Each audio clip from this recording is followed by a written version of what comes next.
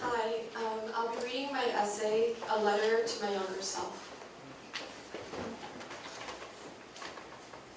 Dear 17-year-old me, you don't know this yet, but 5 years from now, you will enter medical school to become a pediatrician, your childhood dream. I know this is surprising to hear, based on where you are in your life right now. But I want you to know what I wish I knew then. All of the pain you're going through will help you become a better doctor, because your experiences will bring you closer to the heart of patients, where you will find true healing happens. You've wanted to be a pediatrician ever since you met Dr. Vaster, that day the social workers knocked on your mom's door to take you away. Dr. Vaster examined you, his face like rain-soaked leather left out to dry in the humid summer sun. He took note of the round silvery mark you have right under your left collarbone, the spot you told yourself was fairy dust that angels sprinkle only on special children. Dr. Vaster wrote in your chart, patient has a circular scar the same diameter as a cigarette. But you don't need to read his note to know this. You remember that night when you were 5. Your mom came home swaying, one foot barely making it in front of the other. She held a camel menthol between her fingers, the flamed tip sagging. You smelled the burn first, and then you felt the scorch. It'll take years before you're willing to think about this memory again. For now, that mark is fairy dust. On your first day of residency, you'll meet a girl named Maggie, a high school basketball player coming in for a routine checkup. When you walk into the exam room, you notice she's wearing 2 jackets, one on top of the other. You feel something ping at the back of your mind, like the world has warped just enough for you to notice, but not enough for you to sound an alarm.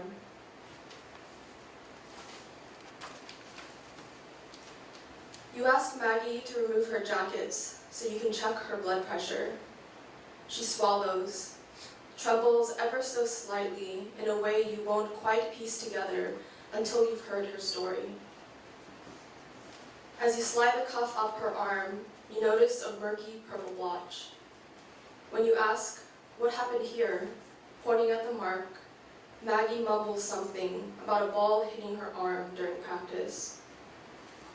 But then you catch a glimpse of the inside-out sleeve of her jacket, the one that was flush against her skin. There's a smear of brown on the terry white lining. You immediately know what it is. Foundation makeup. Maggie's trying to hide the mark. You know this in a split second because you did the same thing when you were in high school. Every day you smeared globs of skin-colored fluid on your forearms to try and hide the bruises from where your foster father gripped, dragged. You let the cuff loosen on Maggie's arm. You don't touch her. In fact, you take the tiniest step back, and you say, Maggie, you know you can tell me anything. I'm here to care for you. Maggie looks up. She has a wide look, like a stunned squirrel not sure which way to run. And then her shoulders start shaking. She's crying. Can I hug you? You ask softly. You know, sometimes it's hard to see physical touch as care when it's been the cause of so much pain. Not everyone wants to be held. Maggie nods her consent, so you hold her close, making sure not to squeeze too hard, because who knows how many bruises there are or how deep they go. You cradle her head against your chest, her left ear right on top of your special fairy dust spot, and you let her tears soak through your white coat, through your shirt, all the way to your skin.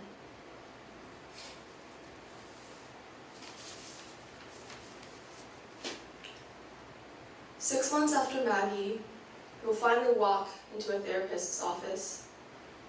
It'll take almost till the end of residency before you can make it through a complete session.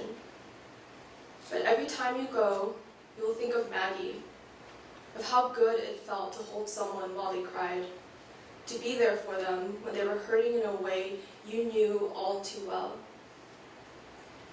After residency, you will become an expert witness, documenting all the scars, bruises, and hurts you find on the inside and outside of your patients.